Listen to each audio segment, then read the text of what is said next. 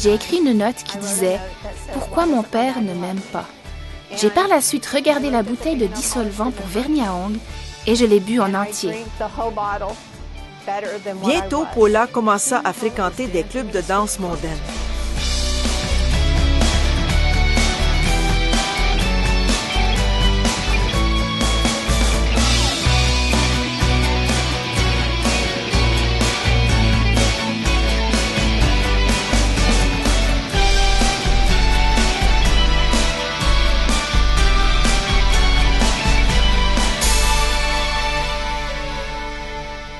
J'étais allongée sur mon lit et j'ai écrit une note qui disait « Pourquoi mon père ne m'aime pas ?» J'ai par la suite regardé la bouteille de dissolvant pour vernis à ongles et je l'ai bu en entier. Parce que je ne voulais plus vivre dans un endroit où je ne jouissais pas d'amour paternel.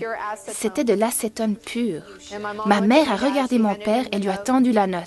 Mon père a dit « Tu peux l'emmener à l'hôpital si tu veux, mais moi j'irai pas. » Puis mon père s'est assis, a allumé la télé et ne m'a même pas regardé. Tout ce que Paula voulait, c'était de l'attention de la part de son père adoptif. Mais plus elle essayait d'obtenir son approbation, plus il la repoussait. Il disait que je ne valais rien et que je ne vaudrais jamais rien.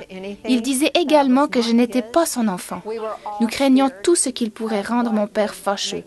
Un jour, je préparais des cocktails de fruits pour ma famille et j'avais 7 ans à l'époque. Nous allions tous avoir la même saveur.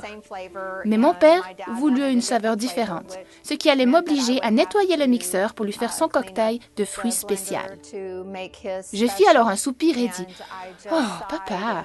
Cela déclencha quelque chose en lui. Il était tellement en colère qu'il s'est levé, a tiré sa ceinture et a commencé à me frapper, à me crier dessus et à hurler sur moi, me disant que je n'aurais jamais dû lui dire ça. Ma mère a dû s'interposer pour l'arrêter. Les parents de Paula divorcèrent lorsqu'elle était adolescente, mais elle s'est rapidement liée d'affection avec un homme violent qui a profité d'elle et l'a mis enceinte. Il me contrôlait et m'avait dit que comme j'étais à présent enceinte de son enfant, je devais l'épouser et garder le silence sur ce qui s'était passé. Je le craignais tellement. Il me disait également qu'il prendrait des photos de mon visage une fois qu'il aurait fini de le démolir et que cela me rappellerait qu'il est au contrôle. J'implorais le pardon parce que je pensais que j'étais toujours fautive. La raison pour laquelle je me faisais battre était ma faute. C'est quelque chose que j'avais fait. Tout comme avec mon père. Paula avait peur de ce que son mari pourrait faire à leur fille, alors elle la donna en adoption. Bientôt, le mariage prit fin. Paula eut 2 autres enfants de pères différents. Elle quitta finalement ses hommes et ses enfants également. Ces bébés avaient besoin de quelque chose de nettement meilleur et je ne savais pas comment leur procurer de l'amour. J'étais morte en mon fort intérieur et j'avais le sentiment de les diriger sur la mauvaise voie. Je ne voulais pas les conduire sur le chemin que mon père m'avait emmené. Paula déménagea hors de l'État où elle vivait, espérant que tout cela ferait disparaître son passé. Et dans son esprit, ce fut le cas, vu qu'elle a commencé à utiliser des méthamphétamines. Ça a enfoui la douleur que je ressentais et m'a donné une toute nouvelle perspective de la vie et j'aimais ça. J'ai aimé le sentiment d'être meilleure qu'avant. Bientôt, Paula commença à fréquenter des clubs de danse mondaine, en tant que danseuse pour pouvoir financer sa dépendance à la drogue et rassasier son besoin de reconnaissance. Même si j'étais juste pour une seconde ou une minute durant lesquelles je pouvais entendre une voix d'homme me dire « Vous êtes belle » ou « Oh wow, tu es bonne », j'aimais cela. J'avais juste besoin d'une sorte d'approbation. Et ensuite, je quittais ce lieu en me sentant tellement sale parce que ce n'était pas vraiment l'endroit que j'étais supposée fréquenter. Après avoir vécu de la sorte pendant plusieurs années, Paula voulut mourir. J'étais capable de prendre tellement de drogues différentes en une seule prise, mais le fait est que j'avais tellement peur de mourir. J'avertissais toujours quelqu'un tout de suite après l'avoir fait et j'espérais qu'il viendrait me désintoxiquer à temps et arrêter la douleur. C'est tout ce que je recherchais. Puis Paula eut un signe. J'allais rencontrer mon fournisseur de drogue et en route, je suis passée devant un panneau dressé sur le trottoir et sur lequel était inscrit « Église Cowboy ». Paula trouva l'église et entendit un prédicateur cowboy parler de l'amour de Jésus pour la première fois. Je n'avais jamais entendu le nom de Jésus de façon positive. Je l'ai toujours entendu d'une manière négative. J'étais habituée à entendre le nom de Dieu être utilisé pour maudire. Paula voulut cet amour dont elle a entendu parler, mais pensant qu'elle avait besoin de ces drogues encore plus. Ainsi, durant les 2 mois qui suivirent, Paula était toujours insouciante et fit de nouveau une overdose. J'étais tellement fatiguée de la vie que je menais et je voulais en finir définitivement. Et à ce moment, j'ai crié le nom de Jésus. J'ai dit, « J'ai besoin de toi, j'ai besoin de toi. J'ai besoin de toi dans ma vie. » Et pour la première fois, juste à ce moment précis, j'ai senti que mon Père m'aimait. Ce fut le sentiment le plus merveilleux et je sentais que j'étais bien. J'ai senti en mon fort intérieur que tout allait bien se passer. À partir de là, il n'y eut plus de drogue. La seule chose que Paula voulait, c'était plus de l'amour de Jésus. Un homme chrétien surnommé Toby, qu'elle connaissait, intervint pour aider. Il a commencé à m'enseigner la parole de Dieu avec une Bible pour enfants. J'étais tellement concentrée, tellement ancrée dans cet enseignement. Je pouvais en effet me reconnaître en beaucoup de personnes dans la Bible. Paula apprit au sujet du pardon divin. Le pardon fut la seule chose qui m'ait apporté la pleine restauration dans ma vie. La première étape était de recevoir le pardon de mon Seigneur et Sauveur. Je devais savoir sans l'ombre d'un doute qu'il m'a pardonné tout ce que j'avais fait. Et ensuite, je devais me pardonner personnellement. Je devais me dire, tu sais quoi? Je ne peux rien changer de mon passé, mais je peux toutefois saisir le futur et ce que la vie m'offre présentement. Elle a même pardonné à son père qui est décédé récemment. Depuis lors, Paula s'est réunie avec ses 3 enfants. En dépit de son usage extrême de la drogue, son corps a été entièrement restauré. Elle est à présent mariée avec Toby et ensemble, ils mènent une vie heureuse. Toutefois, elle soutient que l'unique approbation dont elle a besoin est celle qui vient de Jésus. Il est mon tout. Je l'ai mis au-dessus de toute ma vie. Je n'ai plus besoin d'essayer de réaliser quoi que ce soit avec ma propre force. Je n'ai plus besoin de me débattre pour m'en sortir dans la vie. Tout ce que j'ai fait, à savoir rendre ma vie parfaite.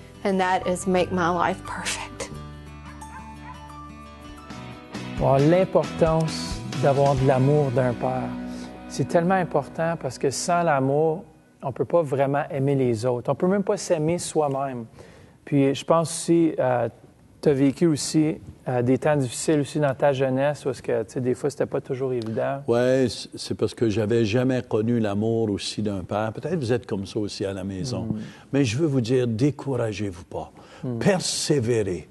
Parce que le jour où j'ai découvert l'amour du Père céleste, lui m'a donné un amour. Il m'a donné même un amour pour mon père que lui n'a jamais eu pour moi. Mais Dieu était tellement grand, son amour dans mon cœur, amen, qu'il m'a donné un amour pour mon père. Puis j'ai pu lui pardonner tous ces moments-là dans sa vie.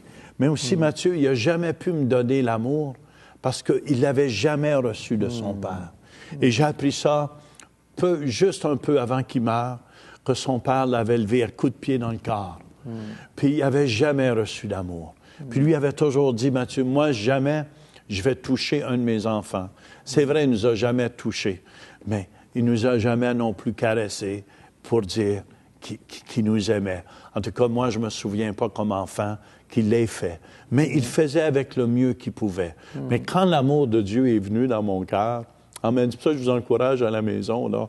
Moi, j'ai donné l'amour que lui n'a jamais reçu. Et il a reçu cet amour-là. Je pense que c'est important aussi. Tu ne peux pas te donner non plus ce que tu n'avais pas reçu. Puis c'est pour ça qu'on a besoin de Dieu. Ça dit que le Saint-Esprit, l'amour qui vient de Dieu est répandu dans nos cœurs par le Saint-Esprit. On ne peut pas avoir un amour véritable. On peut avoir un amour dans le monde, mais ce n'est pas un amour qui dure. Ce n'est pas vraiment l'amour véritable de Jésus-Christ. Parce que aimer quand on se fait piler ses pieds, aimer quand on se fait persécuter ou maltraiter, ça, c'est l'amour que Jésus donne. On voit tellement d'histoires. Puis aujourd'hui, on parle de la vraie prospérité. Oui, puis notre sujet aujourd'hui, c'est nulle prospérité sans persévérance. Ça veut dire, le mot prospérité peut-être vous fait peur à la maison, mais ça veut dire, il n'y a pas de succès. Ça veut dire on n'est pas béni si on ne persévère pas. Puis je pense que c'est important de persévérer. Puis il y a une parole de Dieu ici que j'aime bien, Matthieu. Ça se trouve dans Galates, chapitre 6, au verset 9. « Si nous lassons pas de faire le bien, car nous moissonnerons au temps convenable si nous ne nous relâchons pas. C'est tellement important de jamais démissionner, de jamais lâcher à la maison, là. Si on va avoir des bons résultats dans notre vie. Exactement. Puis ça me fait penser à une histoire de 3 grenouilles qui avaient tombé dans un pot de lait. Et vous savez, les 3 grenouilles, la première grenouille se découragea, puis elle a arrêté de se battre, puis elle a coulé dans le fond du pot à lait. La deuxième grenouille a persévéré un peu plus, mais elle a démissionné elle aussi. Mais la troisième, elle a persévéré. Et plus qu'elle persévérait dans le pot de lait, plus que le lait devenait dur. Et qu'est-ce qu'elle a su? La grenouille a pu sauter en dehors du pot de lait parce qu'elle a persévéré. Et moi, je vous dis aujourd'hui, persévérez et vous allez avoir une percée dans votre vie. Persévérer, ça veut dire percer, puis vous verrez, amen, la gloire de Dieu. C'est tellement vrai. Puis on vit dans des temps qui sont des fois éprouvants, qui nous met à l'épreuve. Tu as dit qu'il y a pas vraiment, on ne peut pas avoir vraiment le succès tant qu'on n'a pas vécu aussi certaines épreuves pour nous donner le succès. Des fois, on voit que tous hommes qui sont venus, qui ont eu du succès, ils ont tous eu besoin d'une persévérance. Ils ont eu besoin de la persévérance pour pouvoir vaincre les obstacles auxquels ils faisaient face. Ça me fait penser aux Olympiques, je ne sais plus combien d'années en arrière, mais il y avait un monsieur comme ça. Il s'avait préparé toute sa vie pour la course. Puis dans la course, Mathieu, peut-être qu'il y en a qui vont se rappeler de ces images-là dans les Olympiques. Ce courseur est arrivé le dernier, mais il s'était blessé. Mais la foule s'est soulevée juste de voir le courage et la persévérance. Il était plus applaudi que le gagnant encore. Parce que quand on persévère jusqu'au bout, c'est là qu'on voit la gloire de Dieu. C'est là qu'on voit le miracle de Dieu. C'est pour ça que je vous encourage à la maison. Démissionnez pas et vous allez voir la gloire de Dieu. Et moi, ça m'avait tellement touché. Je me souviens, il courait, puis il avait de la misère, puis arrivé à la ligne, à la ligne d'arrivée, je pense qu'il a tombé par terre. Mais la foule s'est soulevée. S'est soulevée de voir le courage. Et Dieu nous appelle, Matthieu, à des hommes et des femmes de courage. Puis j'aime bien, ça va bien avec le passage dans Philippiens 3, 12 à 14, qui nous dit ceci. « Ce n'est pas que j'ai déjà remporté le prix ou que j'ai déjà atteint la perfection, mais je cours. » Est-ce que vous courez aujourd'hui? Je cours pour tâcher de le saisir, puisque moi aussi, j'ai été saisi par Jésus-Christ. Ici, tu vois, le succès, c'est d'être saisi par Jésus-Christ. Frère, je ne pense pas l'avoir saisi, mais j'ai fait une chose, oubliant ce qui est en arrière et me portant vers ce qui est en avant. Je cours vers le but pour remporter le prix de la vocation céleste de Dieu en Jésus-Christ. Si on voit que Jésus vraiment est la solution pour gagner la course dans les temps éprouvants qu'on vit présentement. Puis souvent, Mathieu, il faut oublier, là, qu'est-ce qui est en arrière. Vous avez fait une erreur. Il y a eu des manquements dans votre vie. Mais persévérer à la maison. Là. Yes. Vous m'entendez? Persévérer à la maison, puis laissez faire. Vous avez eu des faillites. Écoute, les plus grands hommes d'affaires que je connais américains, ils ont peut-être fait faillite 4-5 fois. Mais leur force, Mathieu, ils ont toujours persévéré. Ils n'ont jamais démissionné. Et je veux vous encourager, si vous voulez avoir une vie de succès, là, il ne faut pas démissionner, il faut persévérer. Et je vous encourage à la maison. Il faut avoir accepté Jésus dans notre cœur parce que ça nous donne une vision claire. Tu avais 3 choses qu'on a mentionnées, que tu mentionnes dans ton livre, La vraie prospérité. Tu mentionnes d'avoir une vision claire comme étant une des choses qu'on doit avoir. Une décision ferme d'aller jusqu'au bout malgré les difficultés et puis la patience et la persévérance. Pour remporter le prix, il faut qu'on ait une vision claire, une décision ferme et puis qu'on ait la patience et la persévérance. Nous, notre vision ici, Mathieu, à Télé-Réveil, c'est vraiment de toucher le monde francophone. Notre vision, c'est de toucher le monde francophone. Ouais. Ça fait 30 ans que je fais de la télévision, mais j'ai jamais démissionné. Est-ce que vous me suivez? Moi, je dis toujours, Mathieu, tu m'as entendu dire ça souvent, c'est pas qu'est-ce qu'on a de l'air au début de la course qui compte.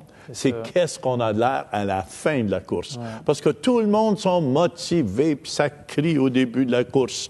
Mais moi, je veux vous entendre crier à la fin de la course. Fait que c'est important, nous, amen, au Centre Réveil, avec Télé-Réveil, notre vision, c'est de toucher le monde francophone.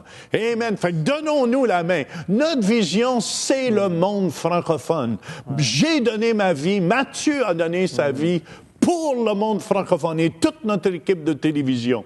On veut que le monde francophone avance, que les chrétiens aient du succès, qu'on ait des beaux bâtiments, qu'on aide les orphelins, qu'on aide les gens, parce qu'on est la lumière du monde. Et c'est temps qu'on se lève. Peu importe quelle est votre vision, on veut vous encourager à vous tenir debout, à persévérer. C'était quoi le deuxième point? Le premier, c'était la vision. La vision. Le deuxième? Une décision ferme. Êtes-vous décidé aujourd'hui? Amen. Peu importe si les gens viennent contre vous autres. Nous, les gens m'ont critiqué. Ils m'accusaient parce que je parlais de la prospérité. Tu repens tout ce que tu veux, c'est de l'argent. Mais ces gens-là n'ont jamais connu mon cœur. Parce que tout ce que je veux, c'est de répandre l'Évangile de Jésus-Christ dans tous les cas francophones, afin qu'on puisse amener le maximum d'âmes à Jésus-Christ, afin que les gens soient transformés et qu'on soit bénis dans le monde francophone. Puis c'est ça, ça prend de la patience puis de la persévérance. On travaille des fois, vous allez voir, vous allez travailler avec des gens qui vont vous laisser tomber, des gens qui vont vous décevoir, des gens autour de vous, puis il ne faut jamais pointer, si vous n'avez pas le succès, il ne faut pas pointer le doigt aux autres. Ouais. Souvent, on fait cette erreur-là, puis si on n'a pas le succès, il faut regarder qu'est-ce que je fais aujourd'hui. Est-ce que j'ai numéro 1, est-ce que j'ai une vision claire? Est-ce que je suis déterminé? Est-ce que, premièrement, ma vie, ma relation avec Dieu est bien? Est-ce que je suis bien connecté? On a besoin d'une bonne source. Si on va avoir le succès, il faut être bien connecté. Si on veut avoir de l'influence, on ne va pas aller voir quelqu'un qui est au bas de l'échelle. On va aller voir quelqu'un qui a du succès. Exactement. Puis il y a quelque chose que j'ai bien aimé, un prédicateur américain qui disait, T.D. Jakes, il disait, faites-vous-en pas. Des fois, il y a des gens qui sont avec vous juste pour un certain temps. Puis, il m'a abandonné ou il m'a laissé. Écoutez bien, moi, je suis comme un chauffeur d'autobus, T.D. Jakes disait, puis il dit, il y a des gens qui rentrent, puis il y en a d'autres qui sortent. Mais moi, il dit, je le sais où je m'en vais. Moi, je m'en vais jusqu'au bout. Peu importe. Moi, j'ai toujours dit, moi et ma famille, nous servirons l'Éternel. Même s'il n'y a personne d'autre qui veut. Même si les gens rient de moi, moi, j'ai toujours confessé, moi et ma famille, nous servirons l'Éternel. Et c'est ce qu'on fait, Mathieu, aujourd'hui. Amen. On touche le monde francophone. Puis on regarde la plupart, juste Abraham Lincoln, c'était le 16e président des États-Unis. Il y a eu des faillites, il était ridiculisé. Pour qui tu te prends, tout ça. Ouais. Mais il a persévéré jusqu'au bout, puis il a réussi à accomplir sa vision. Parce qu'il avait une vision, il dit, je veux diriger le pays, je veux faire, c'est mon appel. À quoi est-ce que vous êtes appelé aujourd'hui? Puis faites-le avec persévérance, puis avec passion, puis je vous dis que les autres vont vouloir vous suivre. Si vous n'êtes pas passionné, il y en a qui ne sont pas passionnés de la vie, qui n'ont pas une vision, mais c'est sûr que personne ne veut vous suivre. Des fois, c'est juste d'avoir une bonne attitude. C'est vrai, ça. Est-ce que les gens, des fois, c'est une bonne chose de demander aux gens autour de nous, comment est-ce que je suis? Est-ce que je suis une personne est-ce que je suis une personne qui t'inspire ou est-ce que je suis une personne qui te décourage? Vous savez, des fois, on se demande pourquoi tout le monde se sauve de nous, mais des fois, il faut peut-être regarder qu'on n'est pas des gens qui sont peut-être positifs. Mais Dieu, c'est lui qui change nos vies. Puis si on remplit nos pensées de sa parole, si on se remplit de celui qui nous a créés, on va être capable de régler toutes les situations dans nos vies puis avoir le succès. Tu sais, Mathieu, ça me fait penser à une dame à l'église, elle venait me voir un jour. Elle dit, j'ai pas d'amis. Elle dit, il n'y a pas personne qui veut être avec moi, mais j'ai dit, je blâme pas, ma chère madame, parce que vous ouvrez la bouche et vous êtes tellement négatif. tellement négative que personne veut être autour des gens comme ça, qui ouvrent la bouche, gna, gna, gna, gna, gna, gna, et vous repoussez les gens. Fait que c'est important, Mathieu. Puis un bon passage, exactement un peu avec ce que tu vois, on a un choix à faire. Est-ce qu'on va dire des bonnes choses ou est-ce qu'on va dire des mauvaises choses? Est-ce qu'on va être des gens encourageants, des gens qui vont marcher dans la vie? Mais on n'a pas la vie sans Christ. Puis dans Deutéronome, chapitre 30, versets 19 à 20, ça nous dit ceci. « Je prends aujourd'hui à témoin contre vous le ciel et la terre. J'ai mis devant toi la vie et la mort, la malédiction et la bénédiction. Choisis la vie afin que tu vives, toi et ta postérité, pour aimer l'Éternel, ton Dieu, pour obéir à sa voix et pour t'attacher à lui, car de cela dépend ta vie et la prolongation de tes jours. Et c'est ainsi que tu pourras demeurer dans le pays que l'Éternel a juré de donner à tes pères, Abraham, Isaac et Jacob. » Alors, on doit choisir la vie.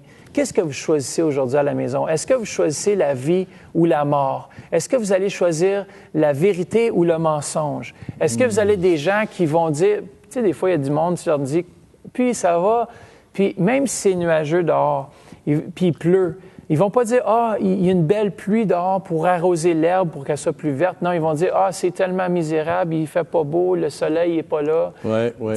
C'est deux façons de voir, tu vois. Un verre un verre peut être à moitié plein ou à moitié vide. Ça fait que tu as deux façons de voir les choses. Fait que je pense que c'est Puis un des beaux témoignages qu'il y a eu, c'est Martin Luther King quand même, aux États-Unis, là, quand les Noirs étaient abusés. Puis moi, je demande pardon à tous mes frères africains. Amen, pour tous les Blancs qui vous ont abusés. Moi, je vous demande vraiment pardon du fond du cœur, parce que je sais, il y en a entre vous, vous avez été abusés, vous avez été moqués. Mais je tiens à vous dire, au nom de tous les Blancs, moi, je vous demande pardon. Puis moi, je ne vois pas de différence dans les couleurs. Et je veux que vous compreniez. Amen. On a un pasteur sur notre team qui vient de nous rejoindre, pasteur Denis Nkouti. On l'appelle pasteur chocolat chaud. Lui, il est né de couleur brune. Moi, je suis né de blanc. Moi, je suis du chocolat blanc. Mais ensemble, on forme une équipe. Puis on persévère pour amener cet amour. Puis Martin Luther King, peu importe l'opposition, amen. Il voulait le faire avec la paix puis l'amour de Dieu. Amen. De libérer nos frères africains. Puis je tiens à vous dire, c'est seulement avec l'amour de Dieu qu'on peut libérer les autres. Et je vous encourage. Puis on vous aime, nos frères africains. J'aime mes sœurs africaines aussi. Amen. Et je tiens à vous dire, dans le royaume de Dieu, c'est un royaume coloré. Hallelujah. Puis c'est ça qui est beau, Mathieu. Puis Martin Luther King, ce que j'apprécie de cet homme-là, Mathieu, là, ils ont lutté. Puis il y a des frères noirs, vous savez, aux États-Unis, c'était pas permis de s'asseoir en avant dans l'autobus. Puis il y a des sœurs, une qui a persévéré, qui a été battue. Amen. Mais c'est à cause d'eux aujourd'hui. C'est à cause de ceux qui ont persévéré avant nous. C'est comme Marie Durand à la Tour de Constance en France. C'est une petite femme qui a passé 38 ans en prison. Chaque jour, il y a quelqu'un qui venait pour lui faire renoncer sa foi. Mais elle n'a jamais renoncé. C'est ça la persévérance. C'est à cause de Marie Durand peut-être que Jean Turpin peut aller sur la France aujourd'hui, prêcher la bonne nouvelle. Parce qu'elle a souffert 38 ans en prison, Mathieu. Et elle a inscrit dans la pierre avec son peigne « résister ». Et elle a écrit « résister ». Et moi, je trouve ça tellement beau. Des gens qui n'ont pas peur de l'opposition, parce que l'opposition nous fait prendre position. Exactement. Et cette petite dame-là, elle a pris position pour Jésus. Et moi, je vous encourage, n'ayez pas honte de Jésus. Prenez position de Jésus pour Jésus, Mathieu. C'est important aussi, comme tu as à revenir à Martin Luther King, il a pris position, il a perdu sa vie pour ce qu'il croyait. Il croyait dans la liberté, tout ça, puis il a perdu sa vie. Puis des fois, la Bible nous dit, celui qui perd sa vie à cause de moi la retrouvera un jour. Puis des fois, on se dit, est-ce que ça va aboutir à quelque chose? Mais lui avait une vision claire. Puis c'est ça qui est bon. Lorsqu'on a une vision claire, peu importe les tempêtes dans nos vies, on va aller jusqu'au bout. Puis, tu sais, je répète juste ce qu'il a dit. Puis aujourd'hui, c'est grâce à lui, vraiment, c'est comme tu disais, qui ont la liberté. Il dit, j'ai un rêve. Est-ce que vous avez un rêve aujourd'hui? Lui avait un rêve qu'un jour, mes 4 petits-enfants vivront dans une nation où ils ne seront pas jugés pour la couleur de leur peau, mais bien pour la profondeur de leur caractère. Ça fait qu'il y avait cette vision claire. Il y avait un rêve. Est-ce que vous avez un rêve? Ne laissez pas les gens autour de vous dicter comment est-ce que vous allez réussir dans la vie. C'est bon ça, Mathieu. Puis je veux que vous sachiez ici, nos frères, nos sœurs d'Afrique, amen, on a une école Kairos où que vous soyez brun, noir, blanc, jaune, violet, tout le monde sont le bienvenu. Amen. On forme des gens dans la parole de Dieu pour qu'on puisse voir la grandeur de notre Dieu. Et notre école, elle est vraiment, on forme surtout pour les gens, pour le ministère, qui soient prêts, amen, à affronter tous les démons qu'il n'y a absolument pas pour être victorieux dans la vie. Puis, on peut aussi suivre le cours Kairos par correspondance. On a beaucoup des messages, c'est beaucoup sur DVD aussi, c'est très intéressant. Oui. C'est pas juste des livres à lire et des exercices. Non, vous pouvez le suivre à la maison à votre propre rythme, mais vous pouvez aussi venir à Ottawa même, suivre le cours. On a un campus à Québec comme c'est là. Vous pouvez avoir plus de détails sur kairosottawa.com. Mais je vous encourage, faites quelque chose. Des fois, on a besoin de faire quelque chose si on veut avoir le succès.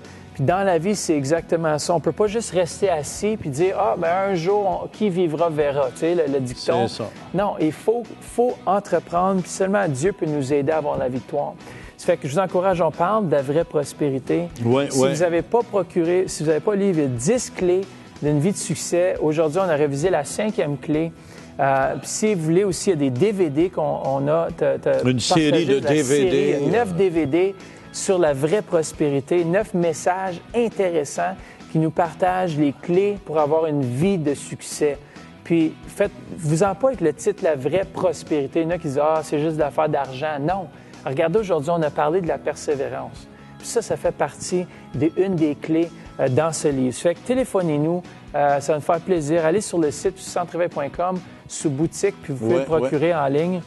C'est vraiment un beau cadeau à faire. Puis en tout cas, on apprécie. Si vous aimez l'émission Réveil, supportez-nous aussi. Vous pouvez donner par mois. Puis ça va nous faire plaisir que vous deveniez partenaire avec nous. Ça fait que soyez bénis aujourd'hui avec cette émission. À la prochaine.